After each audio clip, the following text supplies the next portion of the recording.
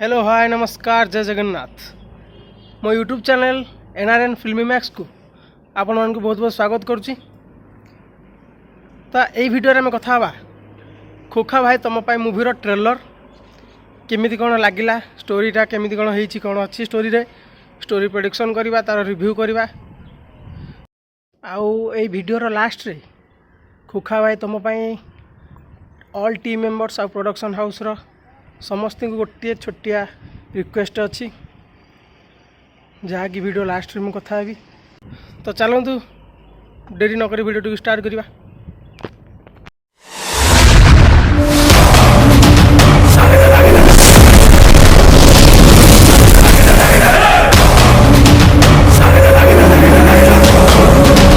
Review आरंभ करवा पूर्वर आपको गोटे कथा कही रखुची जदि आपण ट्रेलर टी को देखी ना तेबे मो डिस्क्रिप्शन में लिंक दे दूँगी आपड़ जाकि देखीदे आउ कमेंट आपन मतामत देदेवे।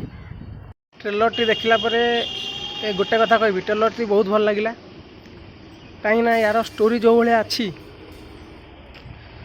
जमी लगला कि 90s रो मूवी भाया कहीं 90s रे जो भाया मूवी भितर टिके एक्शन रोला टिके ड्रामा रोला टिके सैड रोला टिके लव रोला रोमांस रोला से भली किंतु आपण मैंने कहे 90s रो मूवी कहीं एबे भी से मझिरे मझिरे भी आमर से लव रोमांस वाला मूवी होता किंतु से कॉपी वाला मूवी होता किंतु एबे किछि वर्ष है खांटी ओरिजिनल स्टोरी उपरे करा किंतु एटा भी गोटे खांटी ओरिजिनल स्टोरी जहाँ देखा पाइले कि एथिरे भी टिके लव अच्छी टिके रोमांस अच्छी सैड अच्छी एक्शन अच्छी कॉमेडी भी अच्छी माने पूरा family entertainment package entertainment movie भाया अच्छी आपड़ एंजॉय करें।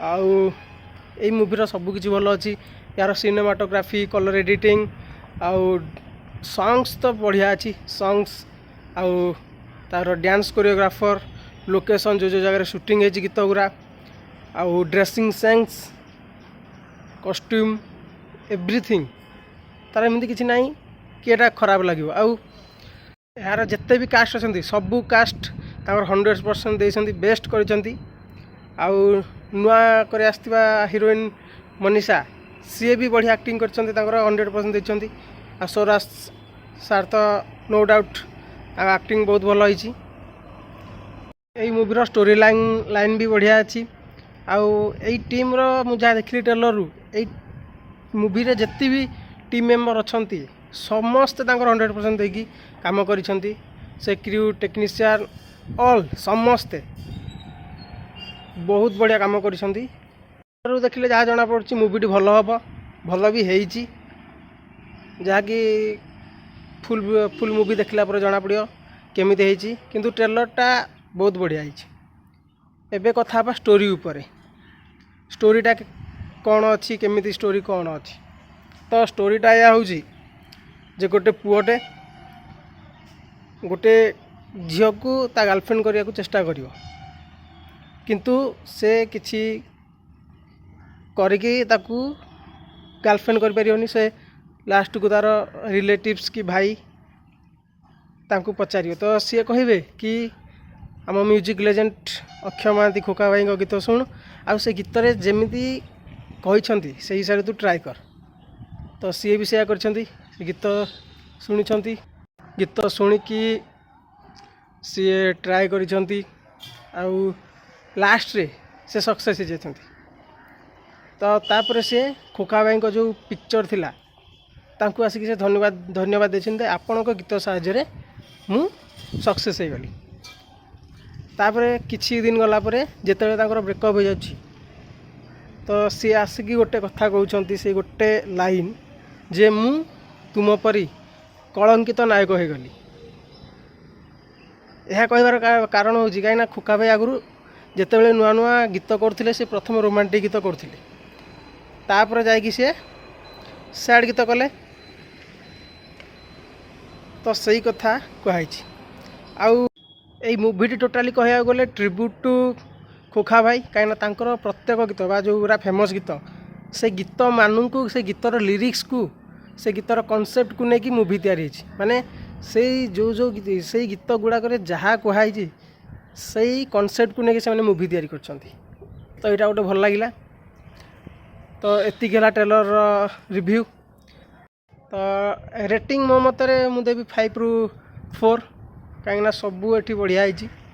ଏଠି କିଛି କହିବାର ନାହିଁ ଯେ ଏଇ ଟର୍ମରେ ଖରାପ ଲାଗିଲା, ଏଇ ଟର୍ମରେ ଏଇଠି ଭୁଲ ଅଛି କି ଆଉ ବେଟର୍ ହେଇପାରିଥାନ୍ତା। ଓଭରାଲି ଦେଖିବାକୁ ଗଲେ ସବୁ ଠିକ୍ଠାକ୍ ଅଛି।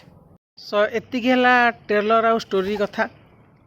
ତ ଯାହାକି ଥମ୍ବନେଲ୍ରେ ଦିଆହେଇଥିଲା ଗୋଟେ ରିକ୍ୱେଷ୍ଟ ଅଛି ଆମର ଖୋକା ଭାଇ ତୁମ ପାଇଁ ର ପ୍ରଡକ୍ସନ୍ ହାଉସ୍ ବା ଅଲ୍ ଟିମ୍ ମେମ୍ବର୍ସକୁ ଯେ ଆପଣ ଏଇ ଫିଲ୍ମଟାକୁ ଦଶହରାରେ ରିଲିଜ୍ ନ କରି ଅଲଗା କୌଣସି ଡେଟ୍ରେ ରିଲିଜ୍ କଲେ ଭଲ ହେବ। କାହିଁକିନା ଆପଣ ଯେଉଁ ଭଳିଆ ଷ୍ଟୋରି କରିଛନ୍ତି, ଯେଉଁ ଭଳିଆ ମୁଭି ଆପଣ ତିଆରି କରିଛନ୍ତି, ତ ସମସ୍ତେ ଦେଖିବା ଦରକାର, ଜାଣିବା ଦରକାର ଷ୍ଟୋରିଟା କେଉଁ ଭଳିଆ ହେଇଛି।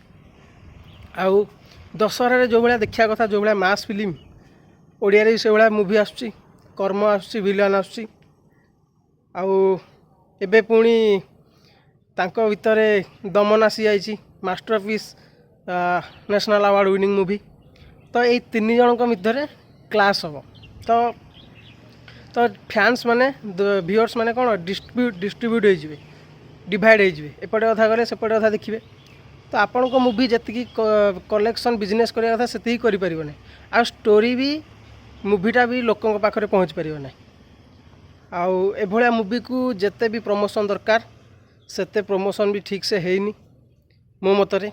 ତ ମୁଁ କହୁଛି ଆପଣ ଯଦି ଦୀପାବଳି କି ଅଲଗା କୌଣସି ଡେଟ୍ରେ ରିଲିଜ୍ କରିବେ ତ ଲୋକ ଆରାମସେ ଦେଖିବେ।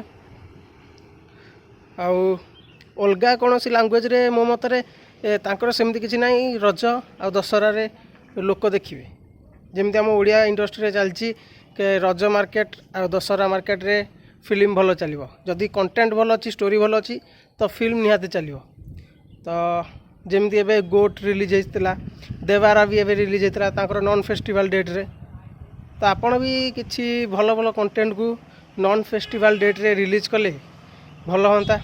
ଆହୁରି ଟାଇମ୍ ନିଅନ୍ତୁ, ଆଉ ଭଲ କି ପ୍ରମୋସନ୍ କରି ଅଲଗା କିଛି ଡେଟ୍ରେ ରିଲିଜ୍ କଲେ ଭଲ ହେବ, ଲୋକ ଦେଖିବେ। ଆଉ ମୁଭିଟି ସମସ୍ତଙ୍କ ପାଖରେ ପହଞ୍ଚିବ, ଲୋକ ଜାଣିବେ କି ଏଭଳିଆ ମୁଭି ବି ଏବେ ଆମ ଓଡ଼ିଶାରେ ତିଆରି ହେଲାଣି, 90s ଭଳିଆ ମୁଭି। ମୁଁ କହୁନି ଯେ ଏବେ ରିଲିଜ୍ କଲେ କିଛି ଖରାପ ହେବ, ବଟ୍ ଦଶହରାରେ ଯେଉଁ ଭଳିଆ ମାସ୍ ଫିଲ୍ମ ଦରକାର ତ ଲୋକେ ପ୍ରିଫର୍ କରିବେ ମାସ୍ ଫିଲ୍ମ ଦେଖିବାକୁ। ତ ଏଠି ଡିଭାଇଡ଼ ହେଇଯିବେ ଫ୍ୟାନ୍ସ ମାନେ। ସୋ ଯେତିକି ଲୋକଙ୍କ ପାଖରେ ପହଞ୍ଚିବା କଥା ସେତିକି ପହଞ୍ଚି ପାରିବନି। ସୋ ଏତିକି ରିକ୍ୱେଷ୍ଟ କରୁଛି କି ଅଲଗା ଡେଟ୍ରେ ରିଲିଜ୍ କଲେ ଭଲ ହେବ ଦଶହରାକୁ ଛାଡ଼ିକି। କାହିଁକିନା ବିଗ୍ ବଜେଟ୍ର ଫିଲ୍ମ ଆସୁଛି ତ ଲୋକ ପ୍ରିଫର୍ କରିବେ ସେଇଟା ଷ୍ଟୋରି କେମିତି ଅଛି ଦେଖିବାକୁ। ଆକ୍ସନ୍ ଫିଲ୍ମ ଗୁରା ଆସୁଛି, ତ ସେଥିପାଇଁ କହୁଛି ଅଲଗା ଡେଟ୍ରେ ରିଲିଜ୍ କଲେ ଭଲ ହେବ। ତ ଏତିକି ହେଲା ମୋର ରିକ୍ୱେଷ୍ଟ ଆଉ ଟ୍ରେଲର ରିଭ୍ୟୁ ଷ୍ଟୋରି। ଯଦି ଆପଣମାନଙ୍କୁ ଏ ଭିଡ଼ିଓଟି ଭଲ ଲାଗିଥିବ ତାହେଲେ ଚ୍ୟାନେଲକୁ ସବସ୍କ୍ରାଇବ୍ କରିଦେବେ, ଲାଇକ୍ ସେୟାର କମେଣ୍ଟ ମାଧ୍ୟମରେ ଆପଣଙ୍କ ମତାମତ ଦେଇଦେବେ ଏମିତି ଫିଲ୍ମ ଅପଡ଼େଟ୍ ପାଇବା ପାଇଁ। ସୋ ରହିଲି, ଜୟ ଜଗନ୍ନାଥ, ନମସ୍କାର।